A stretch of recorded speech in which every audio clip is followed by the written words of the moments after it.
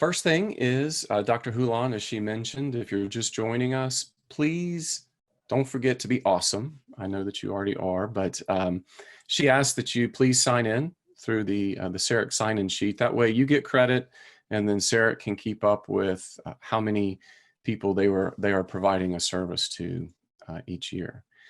So I noticed in looking through, I've already seen some faces that are familiar to me, and there are some people on here that you know me.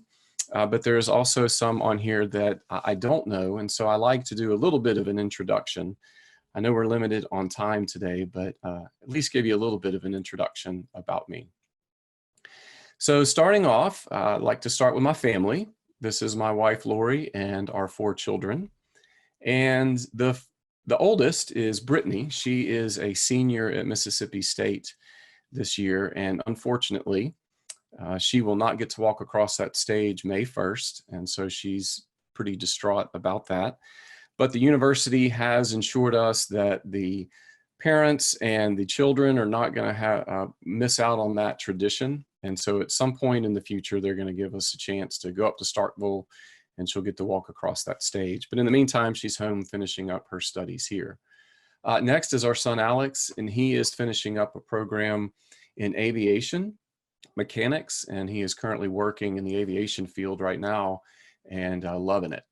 And then we've got our 2 youngest, Brady and Hadley, and they are both still in the K-12 environment, and so they're home being homeschooled, and all of the chaos that brings. I'm sure you can relate to that.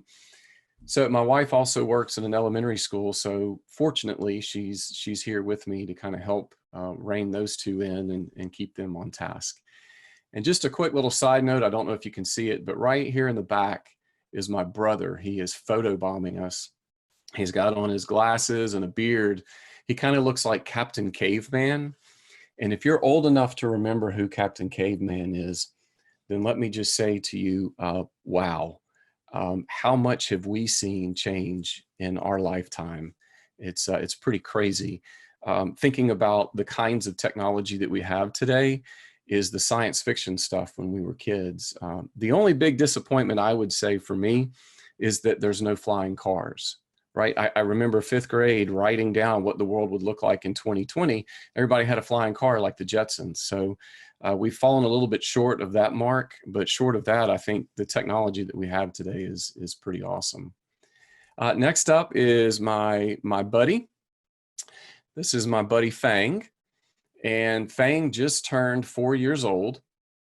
He turned 4 on April the 1st, and so as part of his birthday present, and because we're at home with plenty of time, we decided to get him a best buddy, and her name is Zoe. And we picked up Zoe on Sunday. So we are dealing with the biting ankles and everything, all the fun stuff that comes with having a new puppy in the house. So for me personally, getting into the field of education, I started off as an elementary school teacher. Actually, I started as a paraprofessional and then moved in as a teacher, teaching 4th and 5th grade. And here's a picture of some of my kiddos.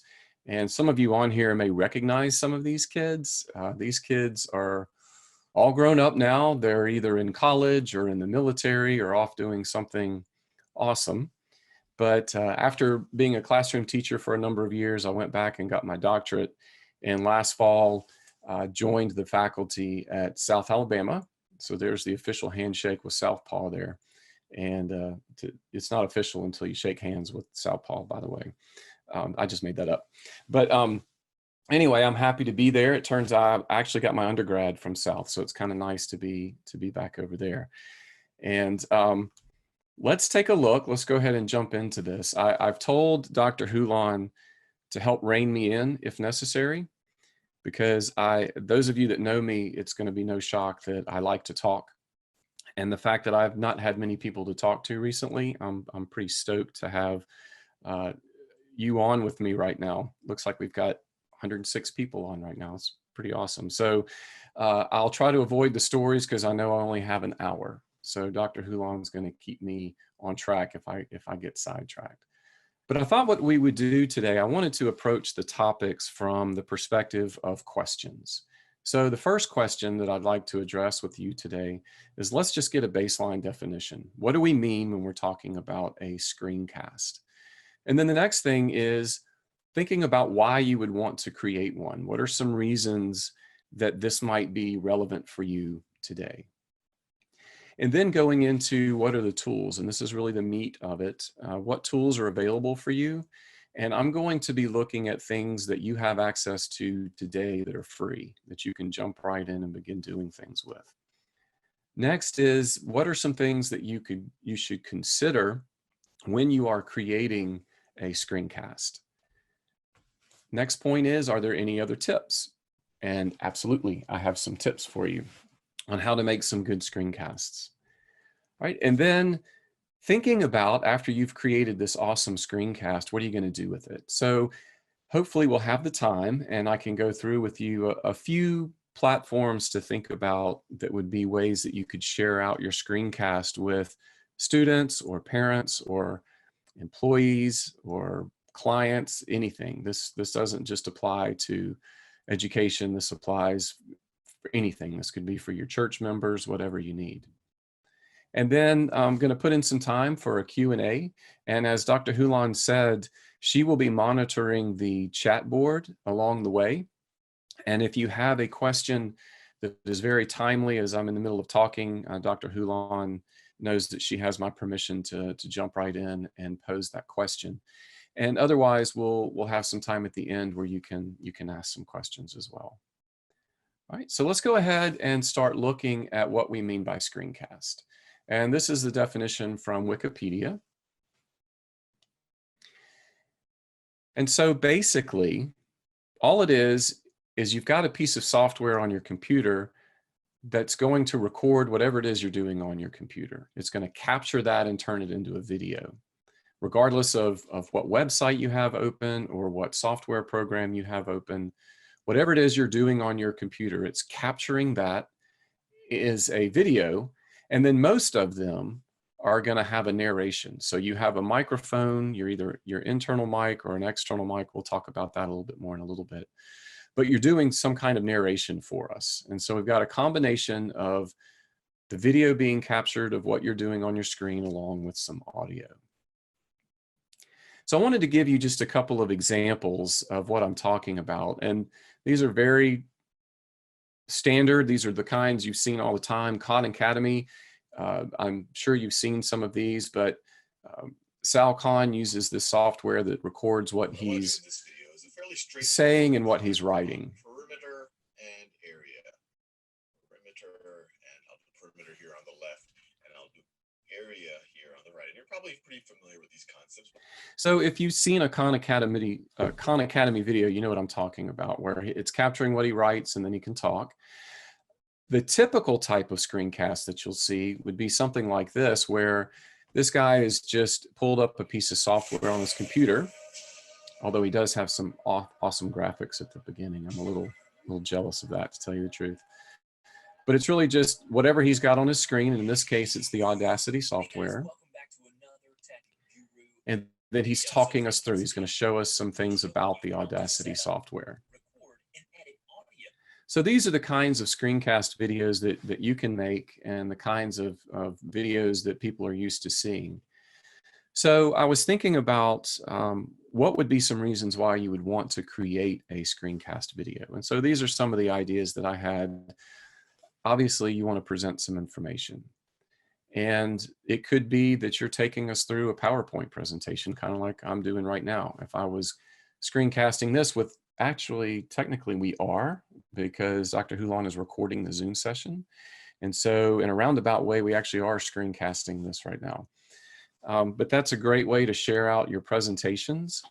It's a great way to provide instruction. So maybe what you need to do is let your students or their parents know how to get them logged into Google Classroom or Moodle or some other web-based platform. And you need the parents to see step by step what it is they're supposed to do. This would be a great way to share out that instruction.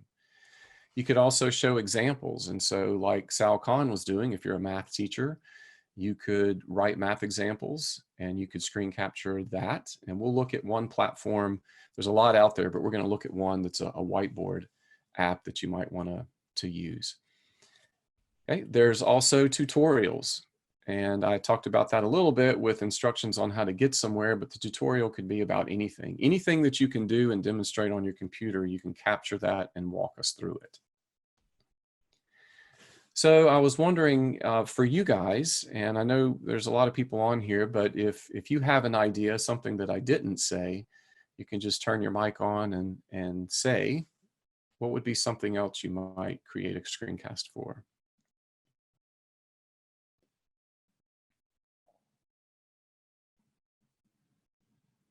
How to join Google Classroom. There you go. Very good. Yes, absolutely. And we actually are, my wife and mine, our phones are getting blown up today with the request from the teachers to get our kids into Google Classroom, which I made everybody in the house get off the Wi-Fi while I'm on, so they're not allowed to do that at the moment. But we will get that taken care of as soon as we get off. But absolutely, yes. I think this would be very useful. Dr. Gaston, some Yes. ideas from the chat window are someone is planning to use it for book talks. Nice. A math teacher is planning to use it for math lessons. That's great. I love that. And here's the thing too, to think about, this doesn't have to be a one-way street, right? With the tools I'm going to show you today, if any of your students have access to this at home, they can make screencasts for you and show you what they're doing and demonstrate their understanding through screencasting. So that's something to think about too. You might want to do a screencast on how to do a screencast so that you can teach it to your students.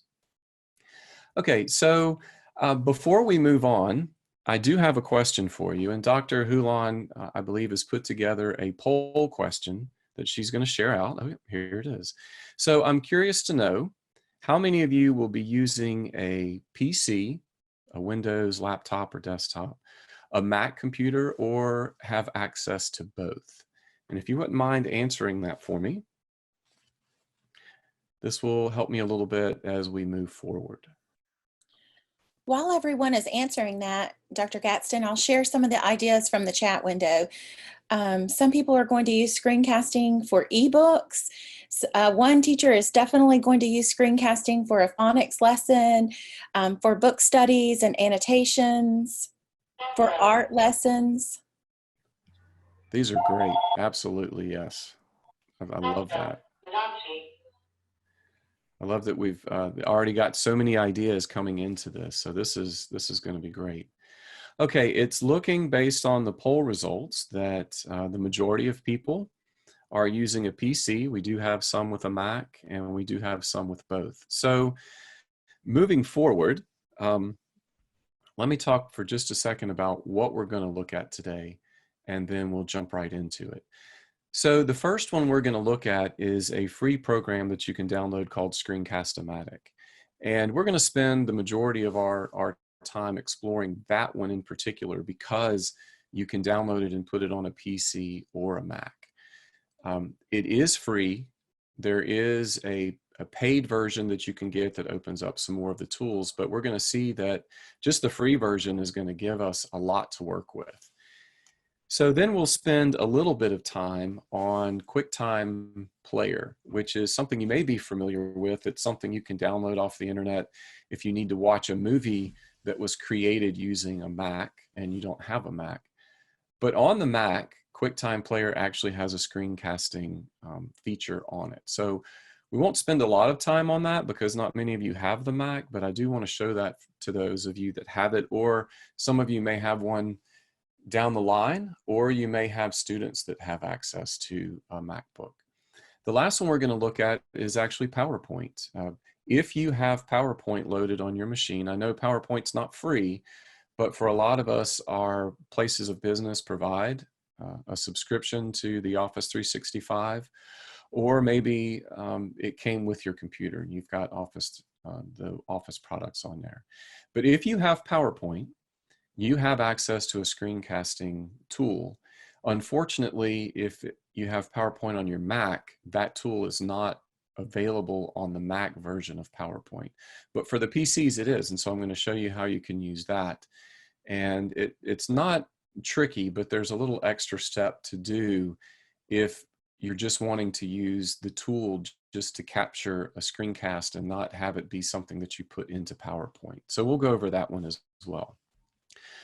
Okay, so what I'm going to do now is I'm going to jump out of here, and I'm going to go over to the Screencast-O-Matic website, and we'll get started looking at that.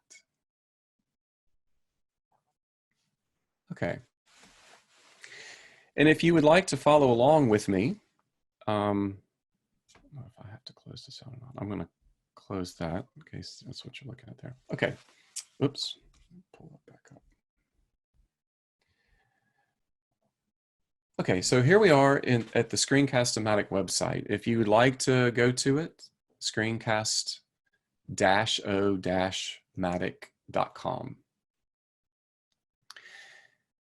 What you'll need to do first is set up an account.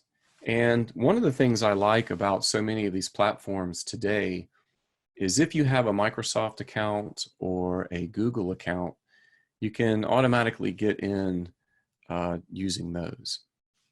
So what I'm going to do, I've already created an account, so I'm going to go ahead and log into my account so you can see. And I'm going to log in with Google. And I've got a couple of Google accounts. I suspect some of you probably do too. Once you get logged in, you're going to be on this screen here. And not sure.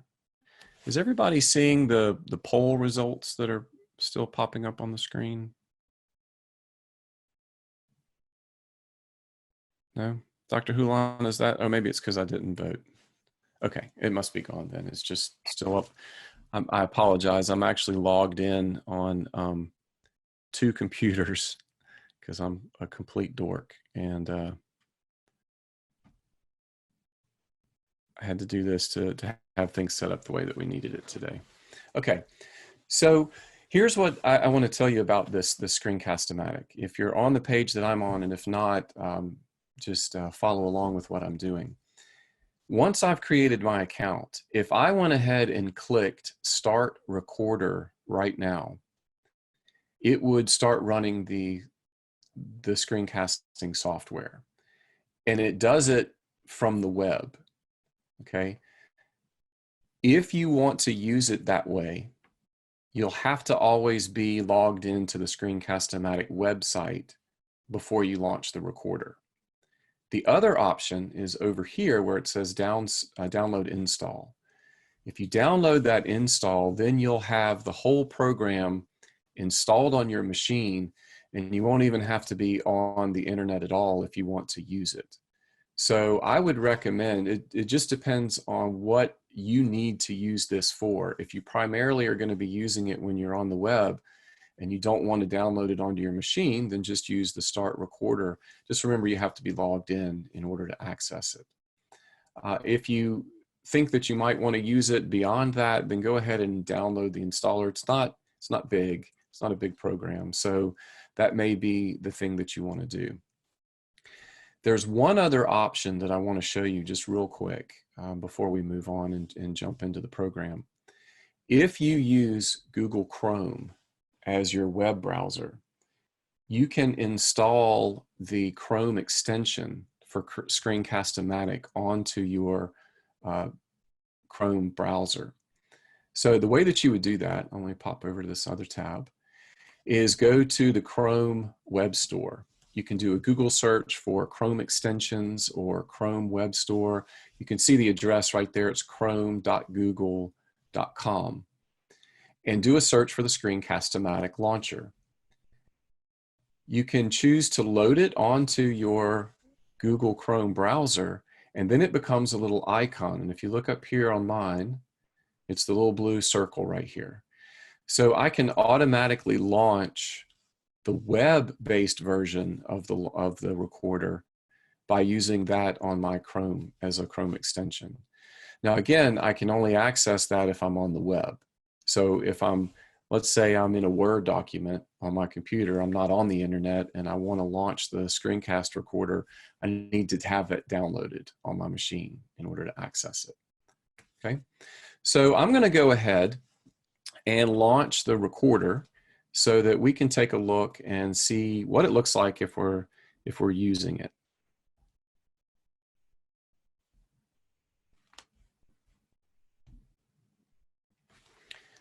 Give me just a second. I'll have to pull it up from my other screen here.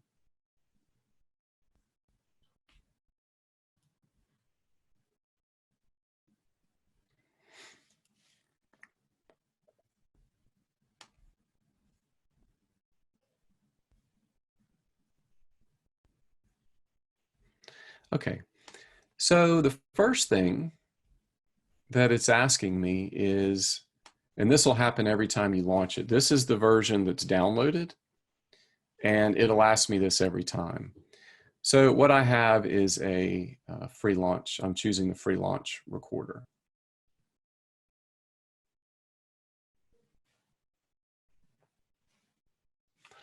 Okay, and you'll see, hopefully you can see this, I have, I now have this black and white square around what I've, my screen. And I have a couple of options up here that pop up for me. I can choose to record just my screen. I could switch over and do just my webcam, which may be a little tough because I've got so many other things going on right now. Or I could switch over to both. And if you do both, it's going to put your webcam down in the corner. You can actually move that around. So depending on what you're doing, you may want to actually have your picture in the screen of your video, especially maybe if you're reading a book to students, or if you are, I don't know, there may be several reasons why you would want them to actually see your face while you're doing this. Or you may not. You may be like me most days. Those of you that haven't seen me in a few weeks since the lockdown, I woke up every morning and I said, hey, I don't need to go anywhere. I'm not shaving. And then boom, here we go. So now I've got this beard. It's a little bit grayer than it used to be, but I still have some red. So my mother would be proud. Still got some of the red hair in there. Anyway, side note, sorry about that. Dr. You Gaston, could just do your screen if you wanted to. someone from the chat window asked if you would repeat that information that you had just shared. Okay. About the, I'll back up to the part where you could choose to record just your screen. You could choose to record just your webcam, or you could choose to do both. So if you use the both, it'll still be capturing everything that's on your screen, but it's going to put you, a little video of you in the corner, and you can actually move that anywhere on the screen you want it to go.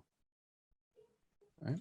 So that's one preference. You can choose how it's going to capture and what it's going to capture. One thing I want to point out, with the free version of Screencast-O-Matic, you're limited to 15 minutes. There's another program similar called Screencastify, which is a great program, but it only limits you to 5 minutes. So this is actually kind of a better deal. If you're going to do a video and it has to be longer than 15 minutes, there is something you could do, and we can talk about that in just a bit. But you could always just do 2 videos if you needed to, do a part 1 and a part 2 if that's something you needed to do.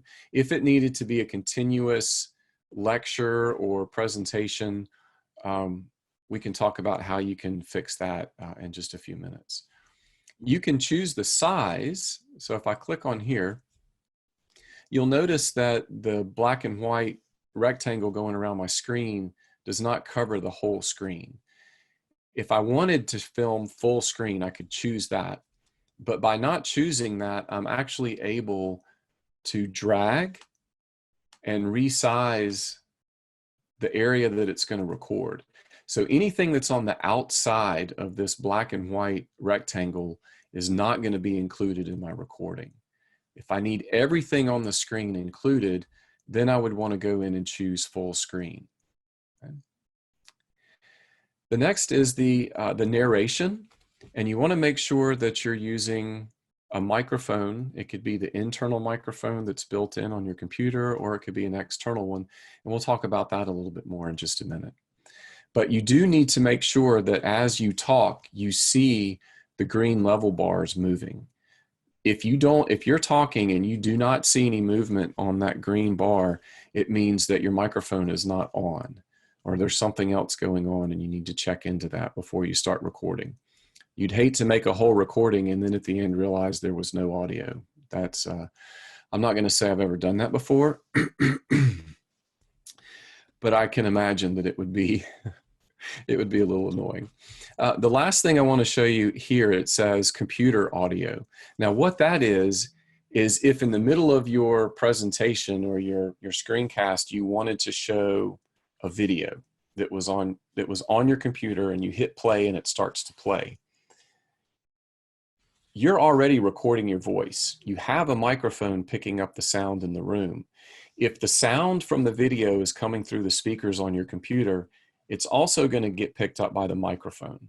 So technically, you still are going to have computer audio, but what this is saying is that in order for the screencast to capture the audio inside the computer so that it's nice, crisp, clear audio, you have to upgrade to the full version.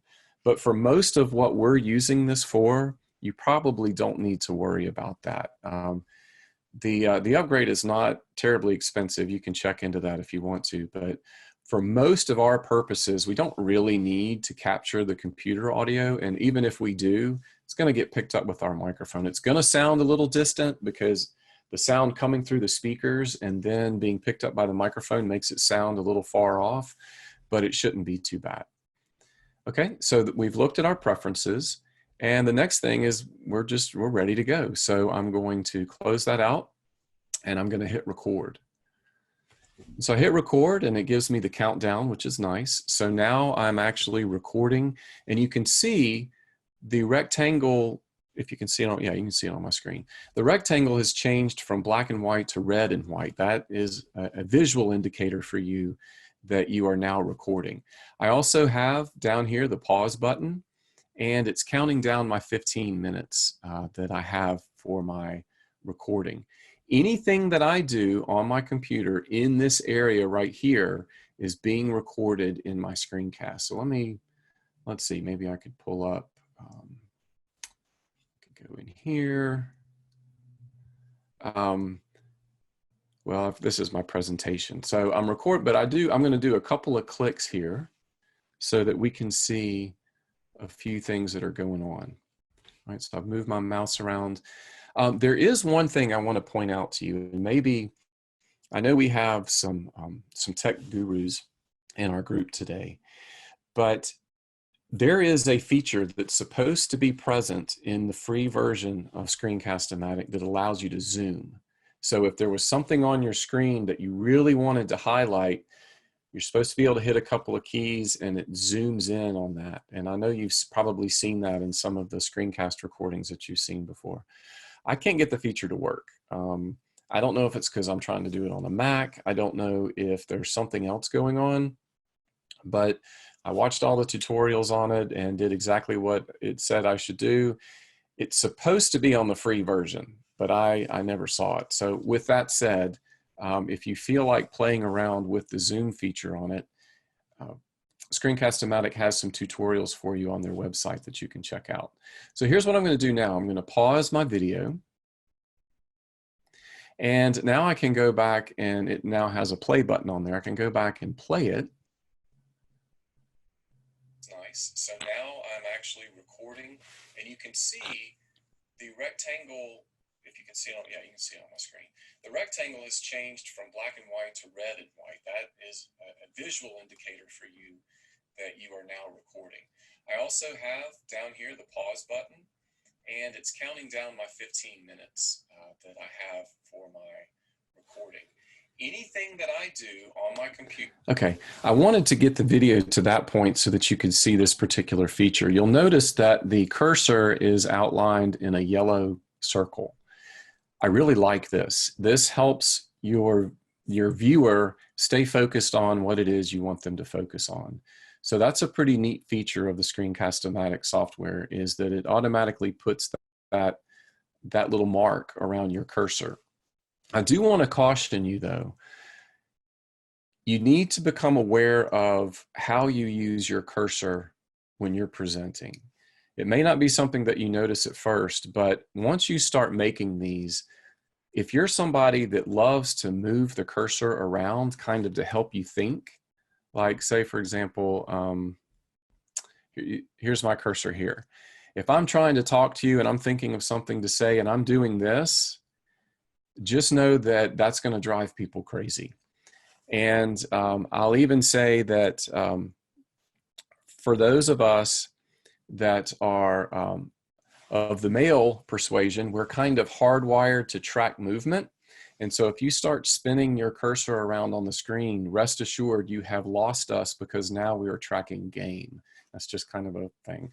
So what I would say is, as you begin doing these screencasts, these are the kinds of things you need to pay attention to.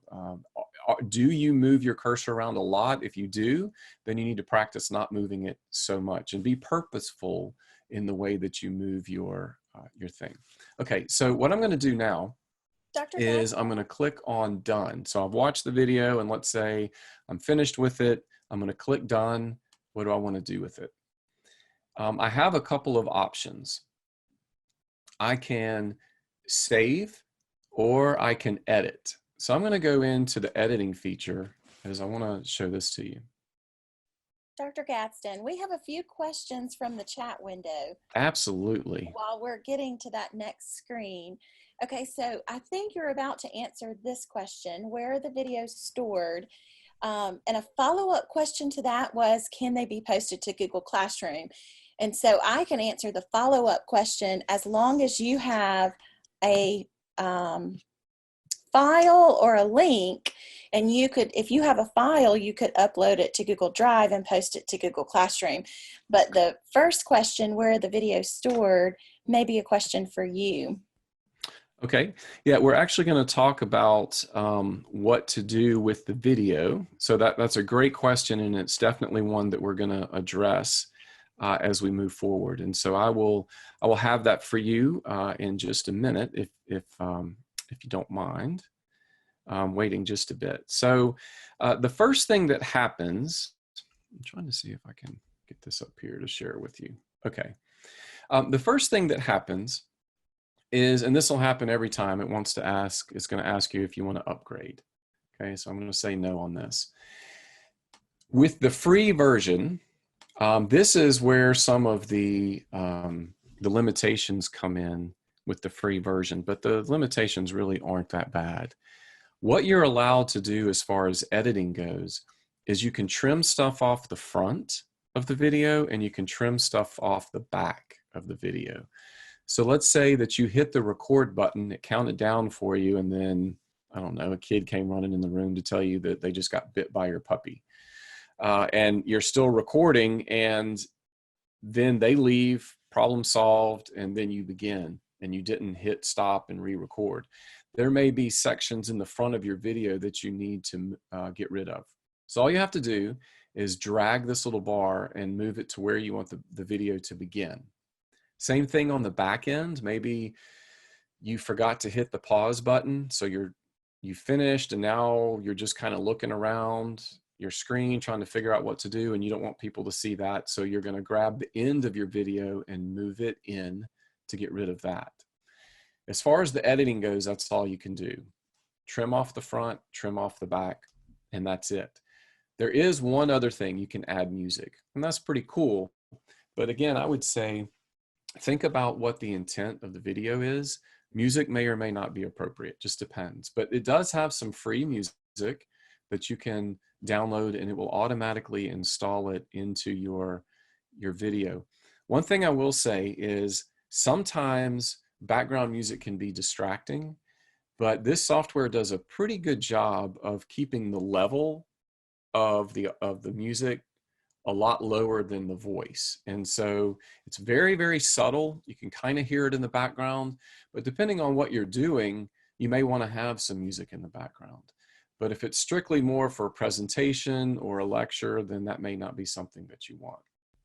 Okay, so I've gone in, I've done this editing. Now what do I do with it? And this is one of the great things about Screencast-O-Matic. Part of it being the fact that it's free, you have a few options here. You can automatically download this video and save it to your computer. And what it'll do is it will save it as an MP4 file. And an MP4 file is a universal video file format that can be played on any device. So that's a great thing to know, because you may, depending on what your purposes for this video are, downloading it may be exactly what you need. You may need to put it on a flash drive. You may need to do, something else with it. You also have the option of uploading it to the Screencast-O-Matic website. And so what it will do is it will store it in your account. And that way you can access it from the web whenever you want. It'll create a shareable link. And so you could email that link out to other people. They could click the link and have access to your video. The other thing that you could do is you could do a direct upload to YouTube if you wanted to. So if you did that, if you clicked on upload to YouTube, it needs to sync up with your YouTube account. So some teachers already have a YouTube account set up where they share out videos. This may or may not be a platform that you want to use, but if you want to use YouTube, if that's kind of your go-to of how you share out your stuff, then you could set up the account here, link it with this program, and then it would upload automatically to your channel on your YouTube channel. Okay, so those are 3 different ways that you can save and store the video that you have created with Screencast-O-Matic. I'm going to hit cancel on this because this is one that I don't want to save. All right, and just to show you real quick, this is where I'm in the Uploads tab in the Screencast-O-Matic platform. This is where videos that I've created would be uploaded. All right. So this really, this program is great. I use this program. I have my students use this program, and it's very easy to use. You can be off and running with this in no time today. I want to go ahead and show you just very quickly, because I know we've got about 20 minutes left. I'm going to show you the other 2 platforms. And again, I'm not going to spend as much time on these, but I do want you to at least be familiar with them. So I'm going to, let's see, give me just a second here. And I'm going to switch over to share my other screen with you.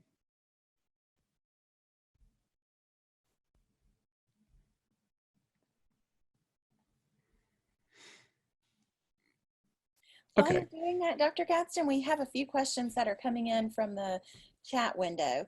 Absolutely. How many videos at max length can you save?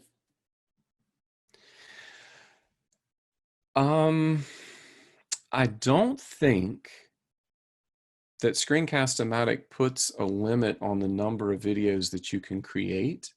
So especially if you're storing them on your computer, then the only limitation that you have is the size of your hard drive.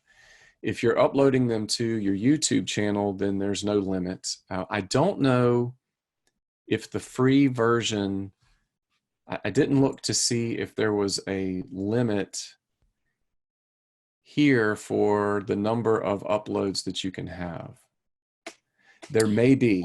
That would be something worth checking into to see if you're limited on the number of videos you can upload into the Screencast-O-Matic platform.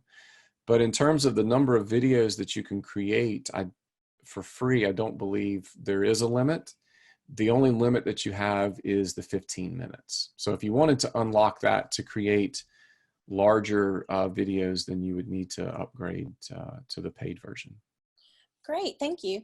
Another question is, how well does the closed caption feature work?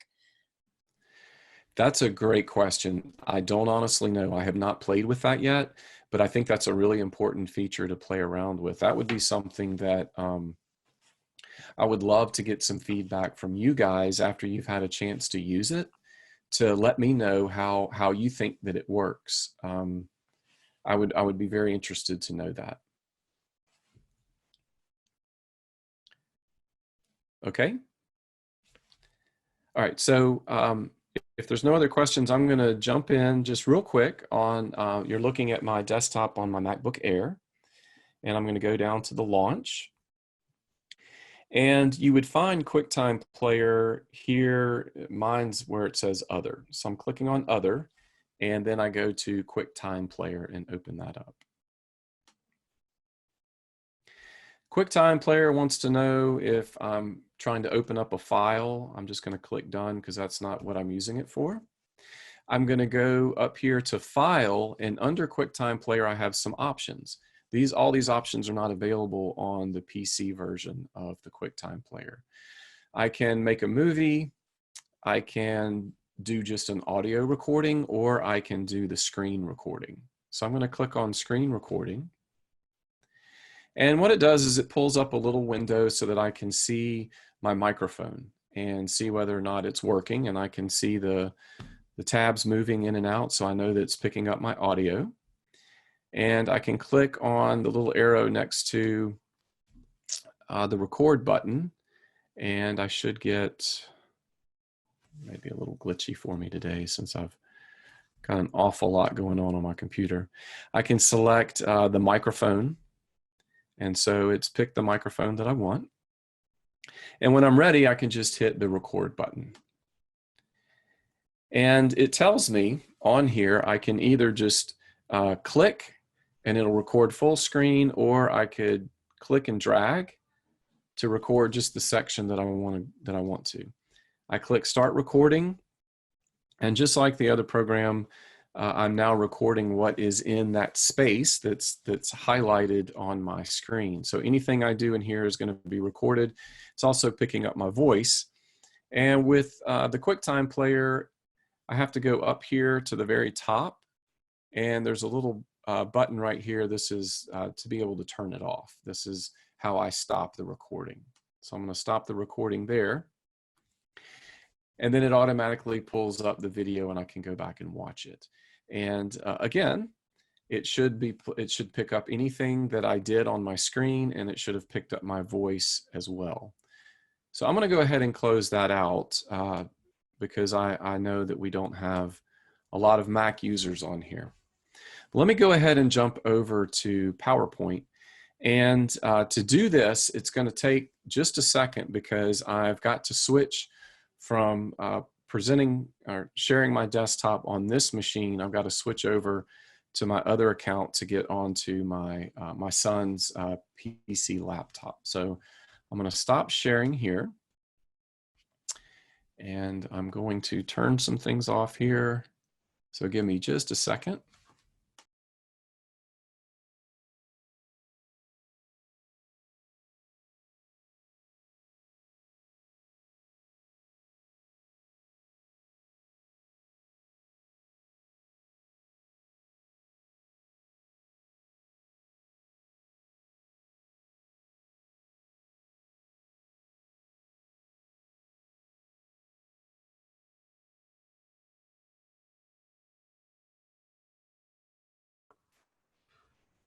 Okay.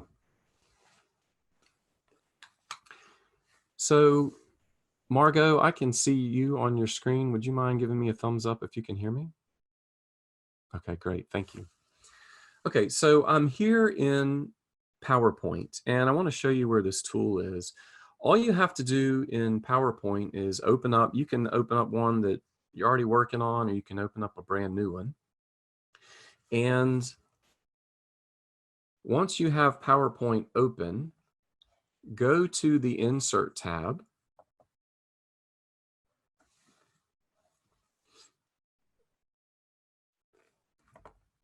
And on the ribbon across the top, in the very far right-hand corner, is the screen recorder tool.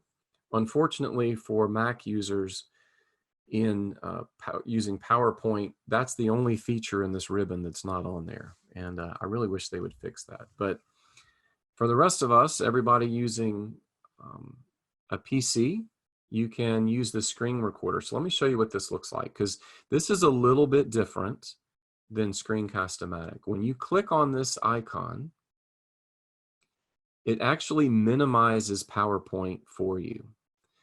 And I think the reasoning for this is they assume that what you're wanting to capture is not something that's actually in PowerPoint. It's something else, somewhere else on your computer. But just like Screencast-O-Matic, you have this red section that you can, you should be able to drag it around. Oh wait, oh I see, I gotta select the area, that's what it is. So this little toolbar pops up at the top, and I'm gonna choose select the area. And now it gives me the crosshairs, and so I can draw in the area that I want to select. And so everything, again, within this little rectangle is going to be recorded. I'm also going to have the audio. So I want to make sure that I'm recording my audio. This actually gives you the option of whether or not you want to record your pointer or not. So remember I was talking about if you talk with your pointer, and that's a bad habit that you have, you may want to just turn that feature off so people can't see your pointer anyway. But if you use your pointer purposefully, then that may be something that you want to have, especially if you're trying to instruct people on where to click and what to do, then that might be something that you want to include. You also have the option of pinning this little window of tools. It'll either disappear when you start recording, or you can pin it so that it's there all the time. If you unpin it and it disappears, you just have to remember where it is to be able to get back to it. So I'm going to go ahead and hit record so that you can see what this looks like. So I get the countdown again, just like in Screencast-O-Matic. And you'll notice now the little tool window is gone from the top. So again, this is going to capture anything that I do in here, and it's recording my voice. I could go up to a website. If I wanted to, I could have a website open and I could be walking you through how to do something on that. Anything that I'm doing on my screen. Now, when I'm finished with this, I just hover up near the top and my little toolbar drops back down. I could pause it if something happens, or I can hit stop if I'm finished. I'm going to hit stop. And this is what happens when you use the screencast tool in PowerPoint. It automatically pulls the video you just recorded into a slide on PowerPoint. Okay, this would be great if you're going to use this video in your presentation that you're putting together.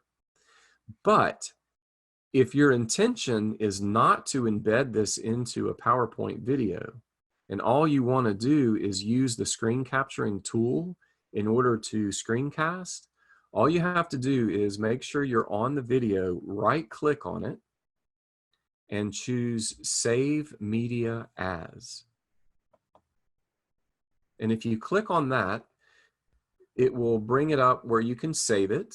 So let's just say I'm going to, just like this, it calls it a media file, but I'll show you in just a second. I'm going to hit save. And if I go back to my files, I put it in my documents. It's here, Media 2. It saved it as an MP4 file, which remember I mentioned earlier, that's the universal video file format.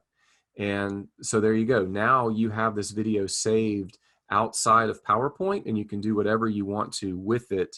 Upload it to YouTube, upload it to any other platform that you needed it. It could be in your Google Drive, and you could share it out that way.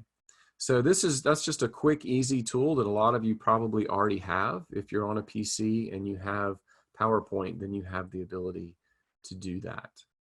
Okay, so let me see,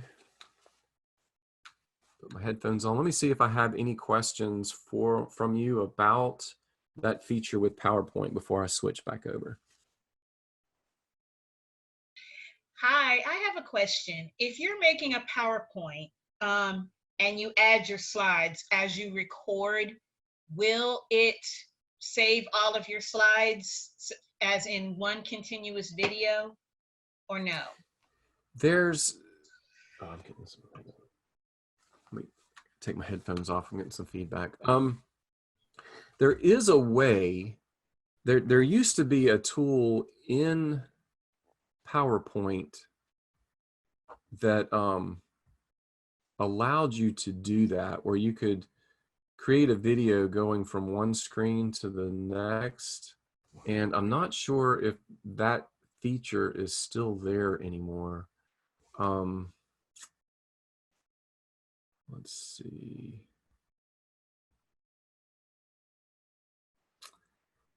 I think what you would have to do is,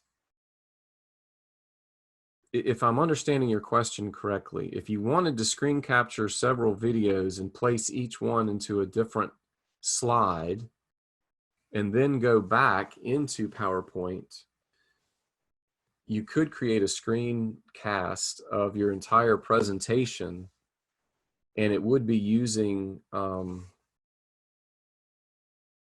you could play those videos within the video, if that makes sense.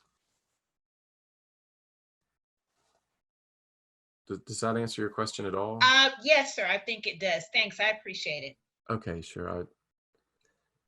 I think I understood what you were asking, but yeah, there's ways you can work around that if you need to. Okay. So let me go ahead and switch over.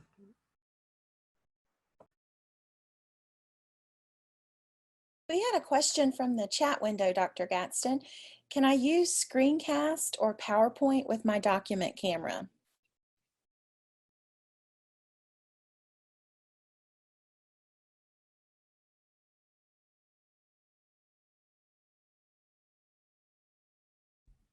Okay, can you, all right, are we good?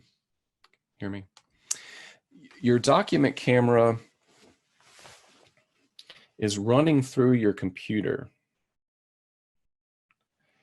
And for that reason, yes, you would be able to. You could do that. If I'm not mistaken, the smart or the different document cameras that I've seen that are connected to the computer so that it runs through the projector so that it shows up on the whiteboard so that you can show the kids what you're doing. And as long as it's running through your computer, then yes, you can capture it. Any other questions? Okay. What I'd like to do is, we've only got a few minutes left, and I had a feeling we were going to run out of time. I apologize for that, but maybe this is something I need to do a second time to cover maybe the back half of what I wanted to do. Let's go into, I need to share my screen again.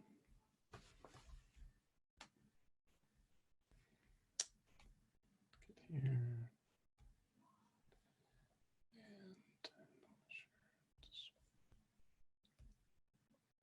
Okay.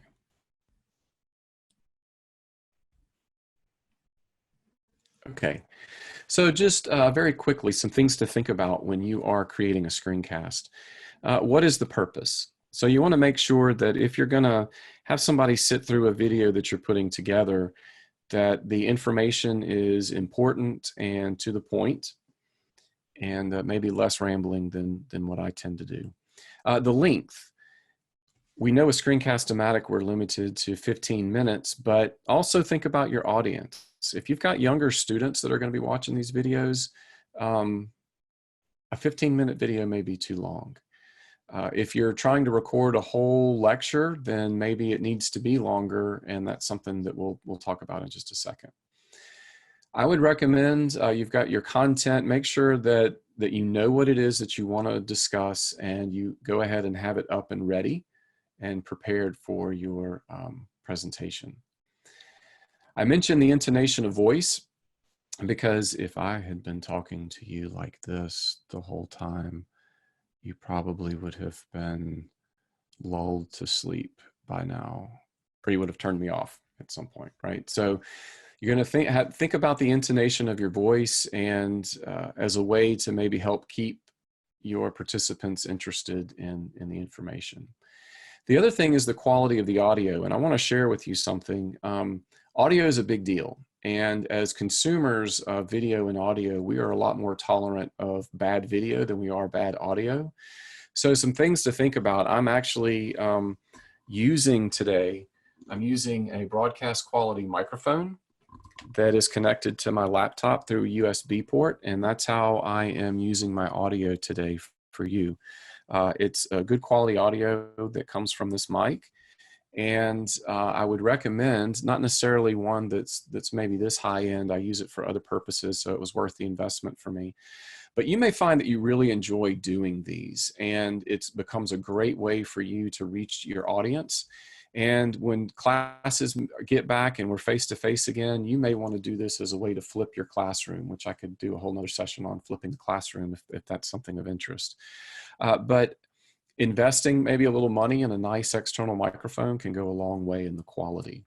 A couple of things I want to talk about just briefly. I mentioned a whiteboard. And so just real quick, I want to show you this because we are just about out of time. You can access, I love this Whiteboard app. This is free, it's online, and it's called awwapp.com. I don't know if that's all app or whatever, but I have this link for you. I have a document I'm going to share with you at the end of our session that it's a Google Doc, and I have links to everything that we've looked at today, including some links to some different microphone choices if that's something you're interested in. But say you're a math teacher and you need to write out some math problems. You could use this whiteboard, just open it up and use your screencasting software to capture what you write and talk and write while you write it out on this. One of the things I love about this as well is you can actually, in real time, you can invite other people. So you could actually do an online session with a student, have them log into the same board that you're using, and you guys could be working out problems, talking to each other, working them out at the same time. That's pretty awesome. So if you need some kind of whiteboard while you're at home, you don't have access to yours in your classroom, this is a great option for you, and it's free. Dr. Gaston, I know it's 2 o'clock, but we have a question from the chat window.